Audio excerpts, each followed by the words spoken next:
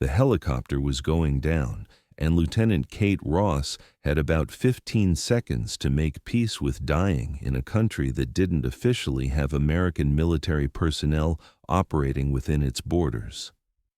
The MH-60 Blackhawk spun through the night sky, trailing fire and hydraulic fluid, its rotors screaming protest as the pilot fought for control they'd already lost.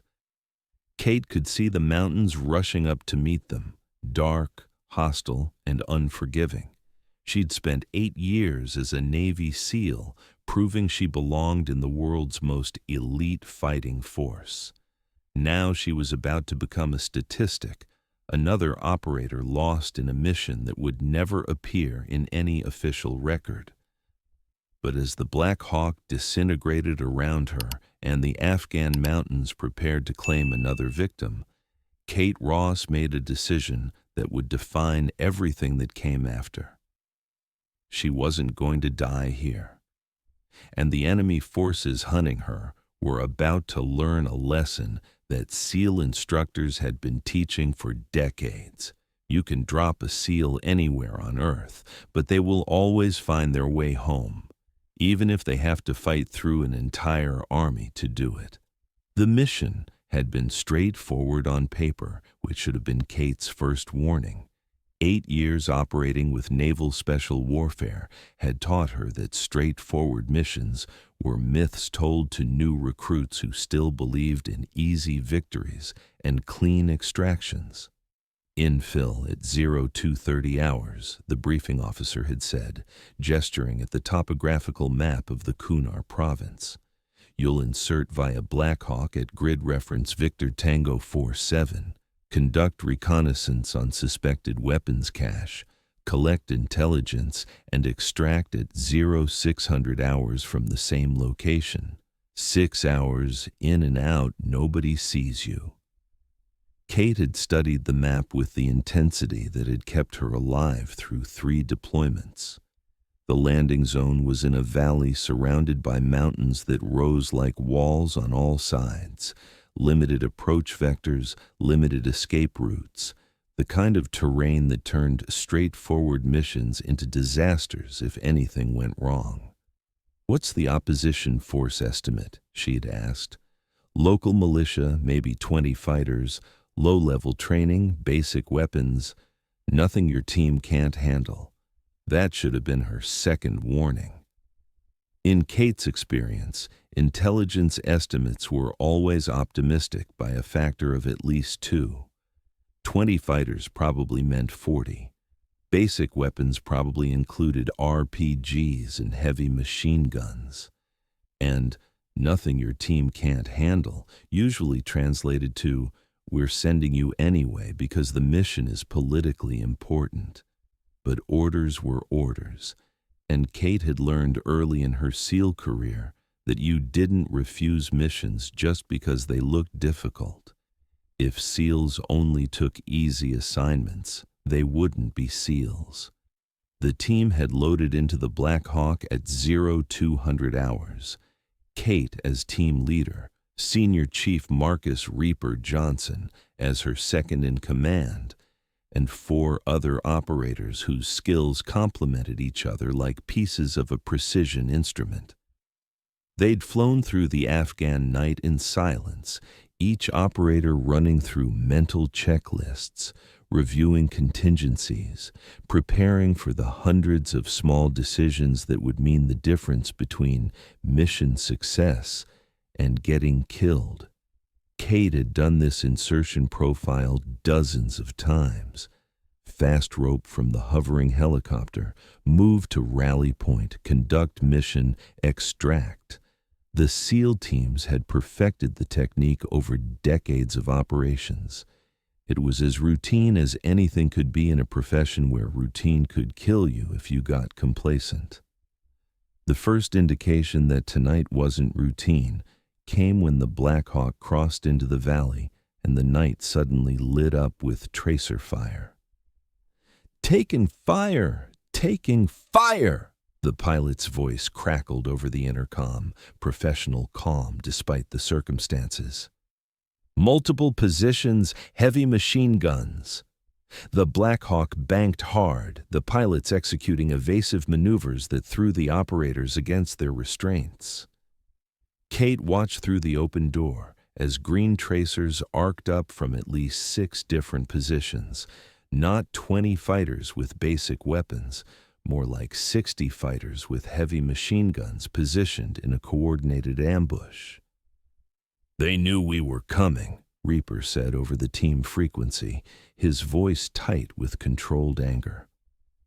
Kate's mind raced through implications: compromised intelligence, leaked operational plans, an ambush specifically designed to bring down American aircraft. This wasn't a reconnaissance mission anymore. This was a trap, and they'd flown right into it. "Abort, abort," the pilot called. "We're taking critical damage. I can't maintain." The RPG hit the tail rotor with a sound like God's hammer striking an anvil. The Black Hawk immediately began spinning, the pilots completely losing directional control. Kate felt her stomach drop as the aircraft went into an uncontrolled rotation, the world outside the door becoming a nauseating blur of mountains and tracers and darkness. "Brace for impact!" the pilot screamed. Kate grabbed the restraint webbing with both hands, pressed her body back into the seat, and did the mental calculation she'd trained for but hoped never to use: how to survive a helicopter crash in hostile territory. The answer was simple and brutal. You probably wouldn't, but if you did, you had to be ready to fight the second you hit the ground. The Black Hawk hit the mountainside at an angle, skidding sideways through rocks and scrub vegetation. Metal shrieked, rotors shattered, the fuselage crumpled like aluminum foil. Kate felt impacts all along her body, her shoulder, her hip, her helmet striking something solid. The world became a chaos of noise and motion and the peculiar floating sensation that came with violent trauma. Then everything stopped. Kate hung upside down in her restraints, ears ringing, tasting blood. Her first conscious thought was simple: I'm alive. Her second thought was more complex: for how long? She triggered her restraint release and dropped onto what had been the ceiling of the Black Hawk. Her body inventory came automatically: move fingers, move toes, check for arterial bleeding, assess mobility. Everything hurt, but nothing felt broken or punctured. Combat luck, the kind that ran out eventually, but hadn't run out yet. "Sound off," she croaked into her radio. "Team status." "Reaper, up." Marcus Johnson's voice strained but functional. "Davidson, up. Legs messed up, but I can move." "Chen, up." Silence from the other 2 positions. Kate crawled through the wreckage toward where she'd last seen them. The helicopter's internal structure had collapsed, creating a maze of twisted metal and shredded wiring. She found the first operator, Mitchell, crushed beneath a section of bulkhead, eyes open and empty. The second, Taylor, wasn't breathing, his neck bent at an angle that told Kate everything she needed to know. 2 KIA, 4 survivors. And from outside the wreckage, she could hear voices speaking Pashto, getting closer. "We've got enemy approaching," Kate transmitted. 30 seconds to contact. Grab weapons and ammo. Prepare to move. She pulled her M4 carbine from where it had wedged against a seat frame, checked the chamber, still loaded, still functional. Her sidearm, a Sig Sauer P226, was still holstered. She had 4 spare magazines for the M4, 3 for the pistol. Not enough for a sustained firefight, but enough to make their exit expensive for whoever tried to stop them. Kate crawled out through a rent in the fuselage and took stock of their tactical situation. It was, in a word, catastrophic. The Black Hawk had crashed halfway up a mountainside, leaving a scar of torn earth and scattered debris. Below them, Kate could see flashlights and hear shouted commands, at least 20 fighters climbing toward the crash site. Above them, the mountain rose steeply into darkness. The pilots were dead. Kate could see them through the shattered cockpit, bodies broken by the impact.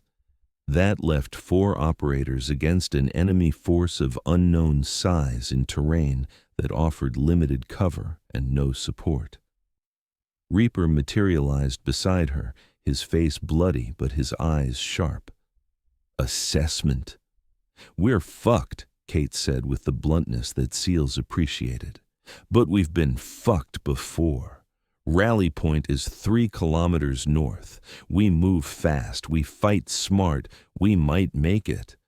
And if we don't? Then we die expensive." Kate checked her GPS. The device had survived the crash, showing their position as a red dot in a sea of hostile territory.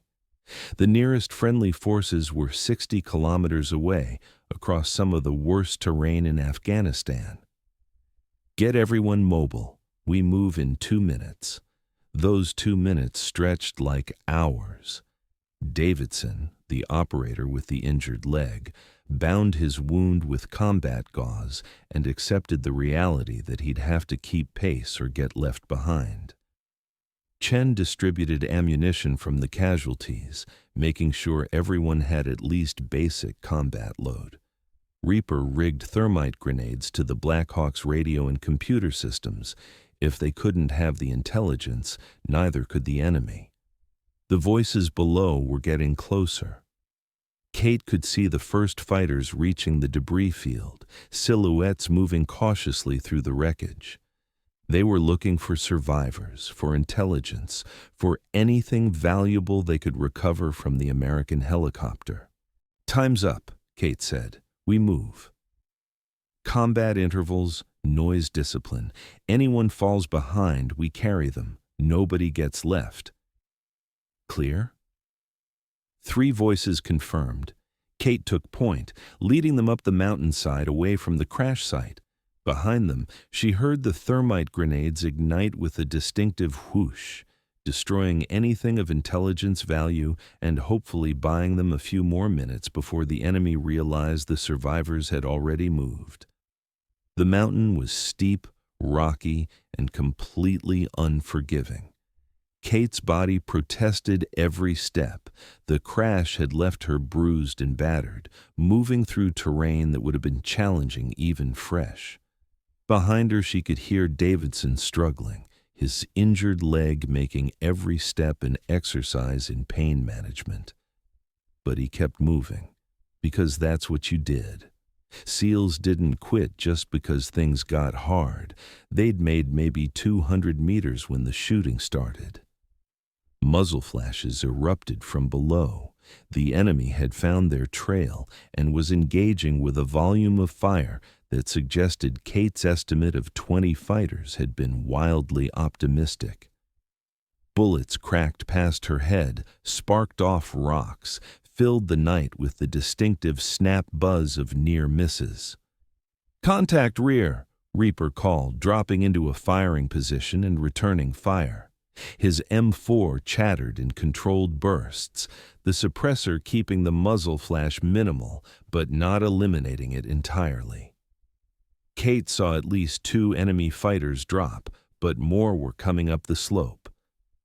"Leapfrog movement," Kate ordered. "Reaper Chen, suppress. Me and Davidson move 50 meters, then we cover your movement. Go."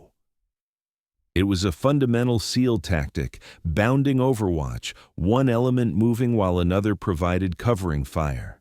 They executed it with the precision that came from years of training, moving up the mountainside in controlled increments while the enemy tried to swarm them from below.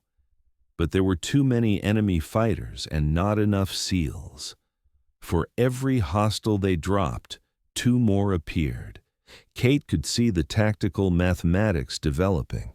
At this rate of consumption, they'd run out of ammunition long before they ran out of targets. "We need to break contact," she said over the team frequency. "This is a losing equation." Ridgeline, 200 meters northeast, Chen called out. Natural choke point. We can hold there, limit their approach vectors. Kate checked her GPS, confirmed the terrain feature. It wasn't great, but it was better than trying to fight uphill while outnumbered 10-1. Moving to the ridge. Chen, your rear security. Make them pay for every meter. They climbed with desperate speed, lungs burning, legs screaming protest. Davidson fell twice, each time forcing himself back up with the grim determination of a man who refused to be the reason his team died.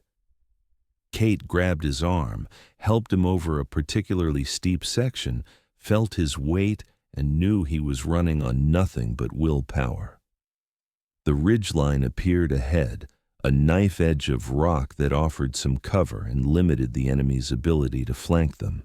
Kate collapsed behind it, immediately setting up a firing position. Reaper came over the edge next, then Chen, then Davidson, who half-crawled the last few meters. "Count!" Kate ordered. "4 up!" came the responses. Still alive, still fighting. Below them, the enemy was regrouping, silhouettes moving through the darkness. Kate could hear voices, someone giving orders, organizing the assault. Professional, coordinated, nothing like the disorganized militia the intelligence briefing had described.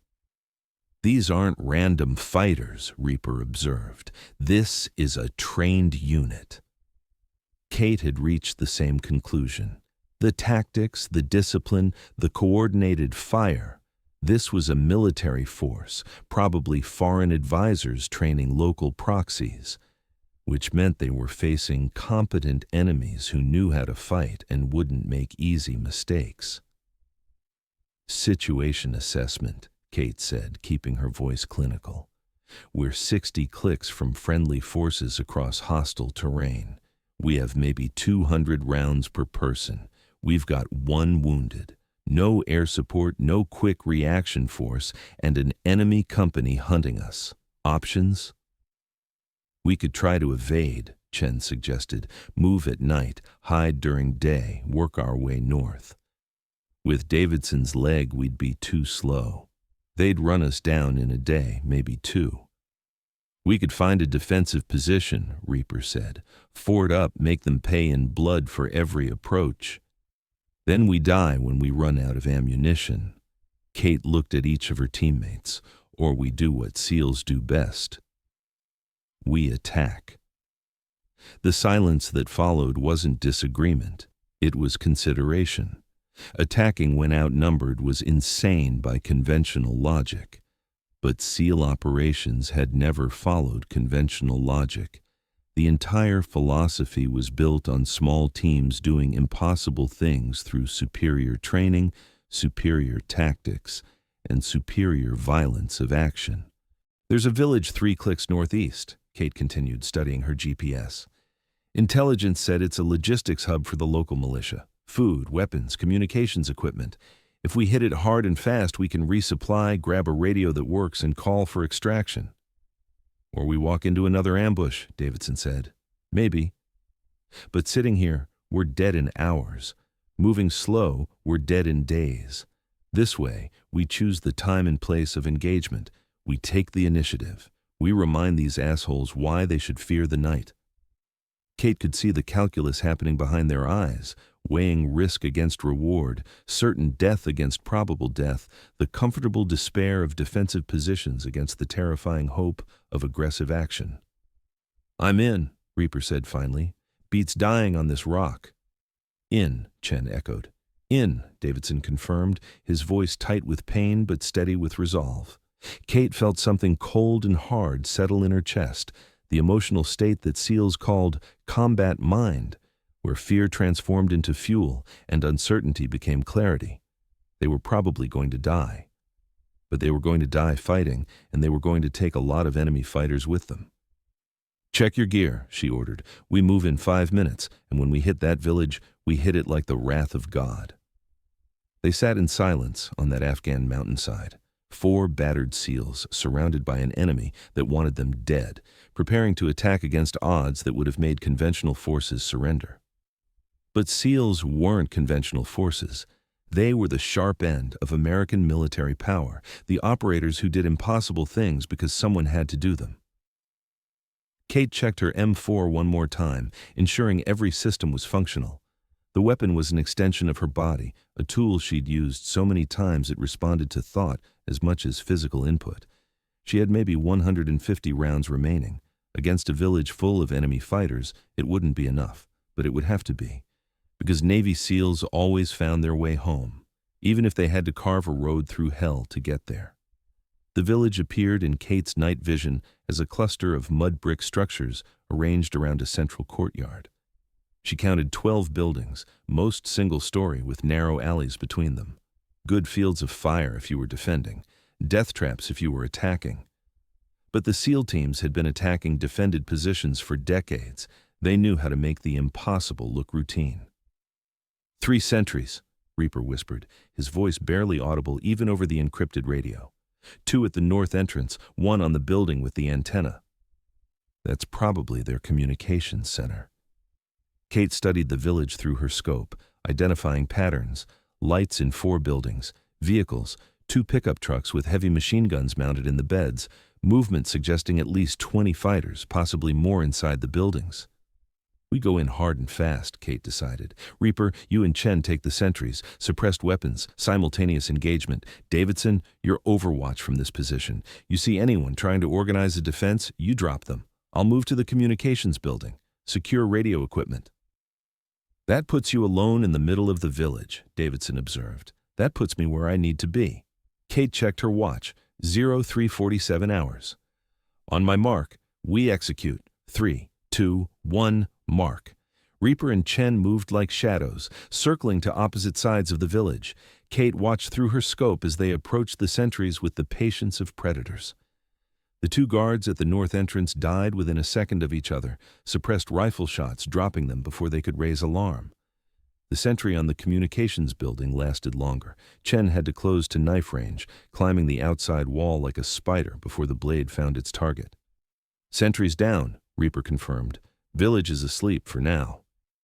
Kate moved forward, her M4 up and ready, every sense tuned to maximum sensitivity. The village smelled of wood smoke and livestock and the particular stench that came from poor sanitation in confined spaces. She could hear snoring from one of the buildings, voices from another, someone awake, talking quietly. The communications building was in the center of the village, 2-story, with the antenna array Reaper had identified. Kate reached the entrance and paused, listening. Silence from inside. She tried the door, unlocked, which was either carelessness or a trap. Inside was a single room that had been converted into a command center. Radio equipment lined one wall, some of it military grade, some civilian. Maps covered another wall, marked with positions and routes that Kate recognized as planned ambush sites. A laptop sat open on a desk, screen glowing with what looked like intelligence documents. Jackpot, Kate whispered. I've got communications equipment and intel. Give me 2 minutes to... The explosion cut off her words. Not close, but not far either. Somewhere on the village perimeter.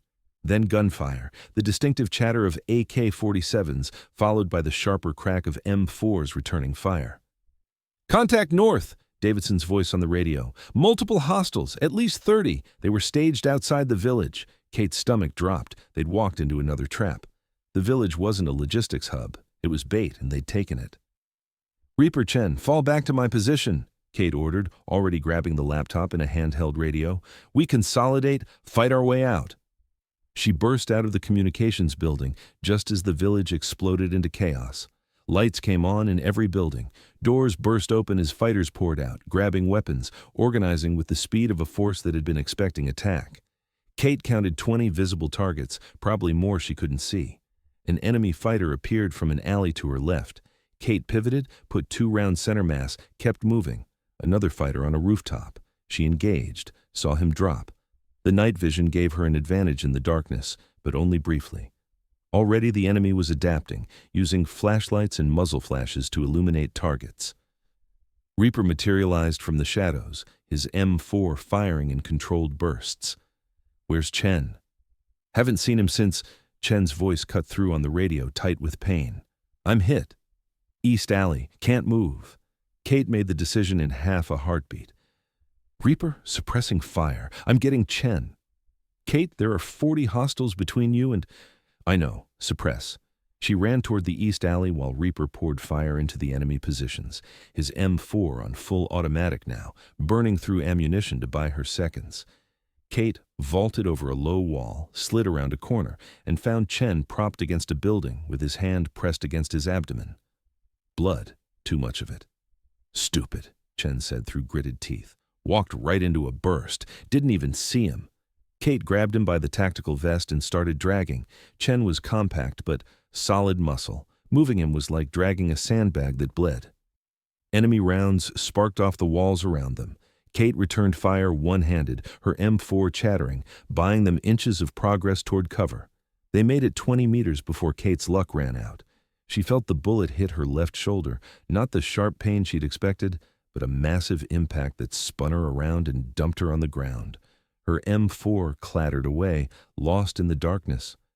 For a moment, Kate couldn't move, couldn't think, could only process the fact that she'd been shot and wonder if this was how it ended. Then, training took over, training that had been drilled into her through years of pain and repetition until it lived deeper than conscious thought. She rolled to her sidearm, the P226 coming out smooth, despite the screaming protest from her shoulder.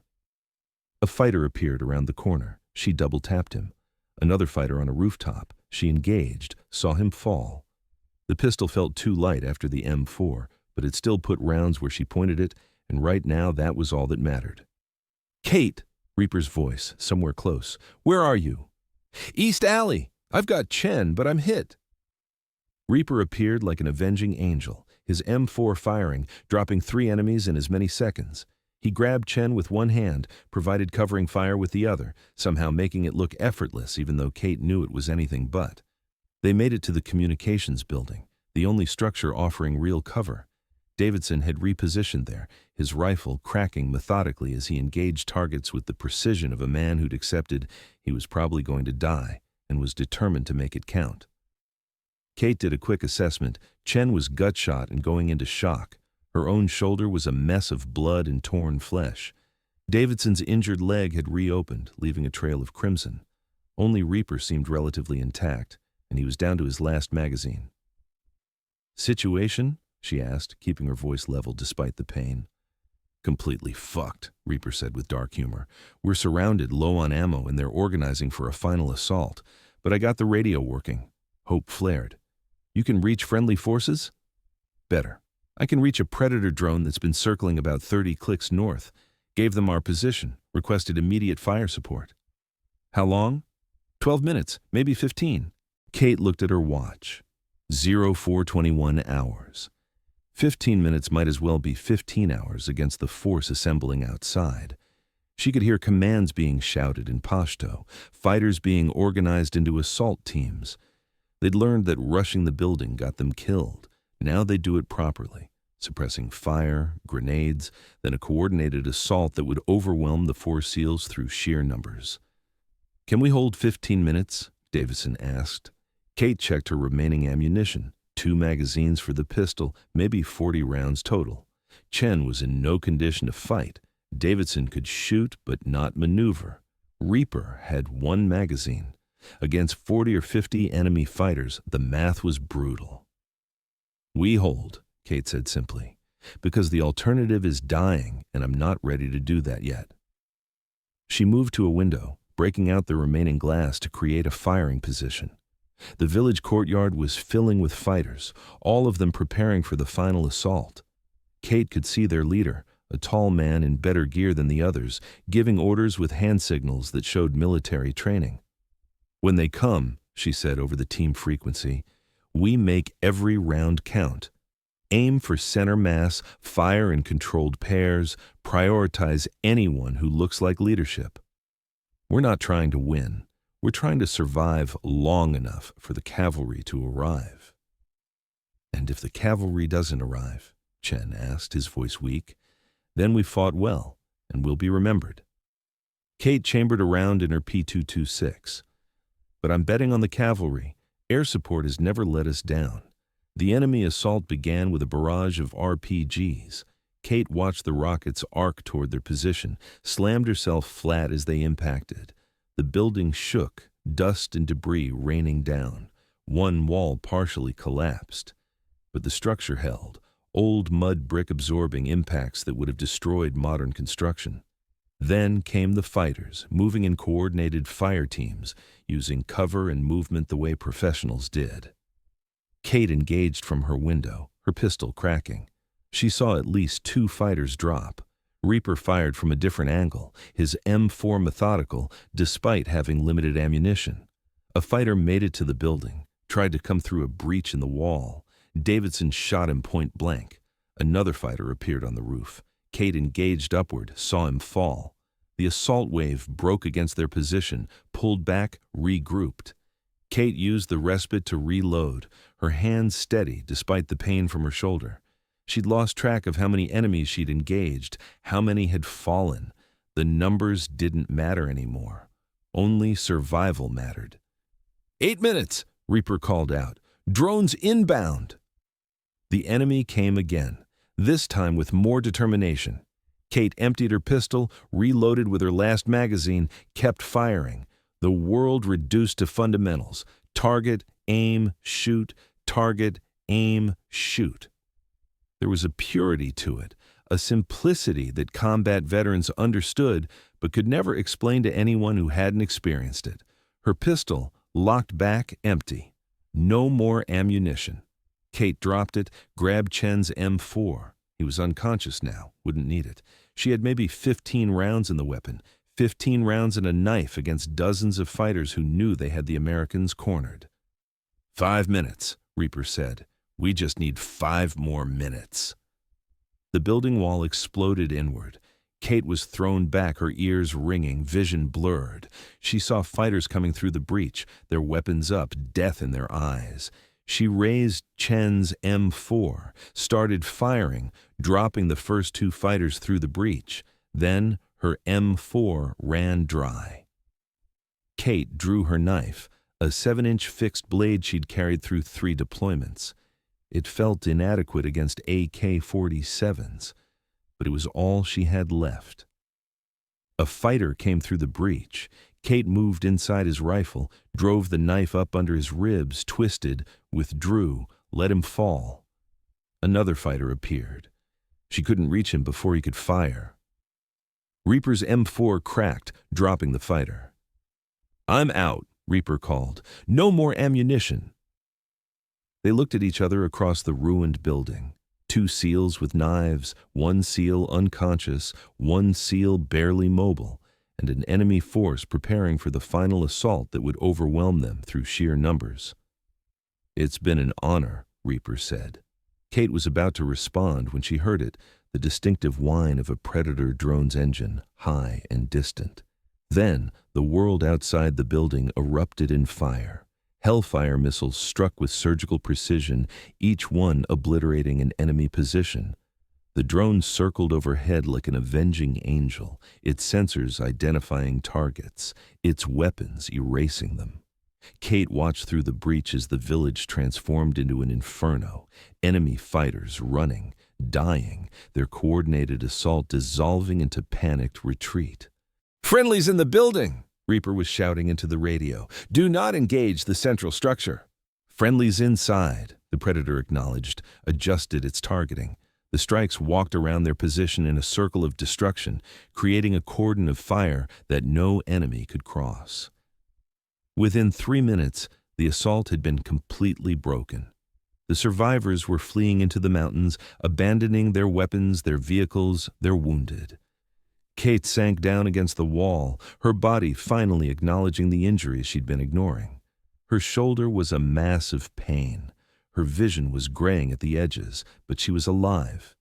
They were all alive. "All stations, this is Reaper," her second-in-command said into the radio. "We have wounded requiring immediate medevac. Village is secure, but we need extraction now." The response came back within seconds.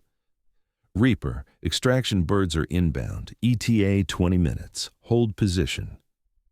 Kate allowed herself a small smile. 20 minutes. They could hold for 20 minutes. They just held against impossible odds for hours. 20 more minutes was nothing. She looked at her team, Chen unconscious but breathing, Davidson barely conscious but alive, Reaper battered but unbroken. 4 SEALs who'd been dropped in enemy territory, surrounded, outgunned, and left for dead. But they'd fought, and they'd survived, and in 20 minutes, they'd go home. Because that's what Navy SEALs did. They always found their way home.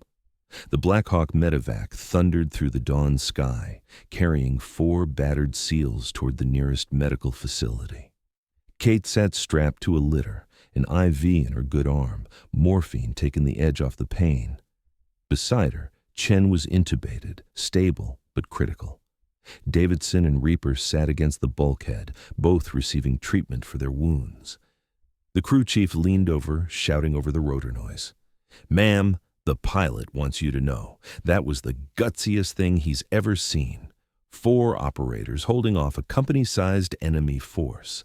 That's going in the history books." Kate shook her head weakly. "It's going in a classified file that nobody will read. That's how these things work. Maybe officially, but word gets around. People will know." She closed her eyes, letting the helicopter's vibration lull her toward something that wasn't quite sleep but wasn't quite consciousness either. People would know. Other SEALs would hear the story, learn from it, add it to the collective knowledge that kept them alive in situations that should kill them. 3 months later, Kate stood in front of a classified awards board, receiving a medal that would never appear on her official record. The mission had been scrubbed from all documentation. Officially, no American forces had been operating in that region of Afghanistan.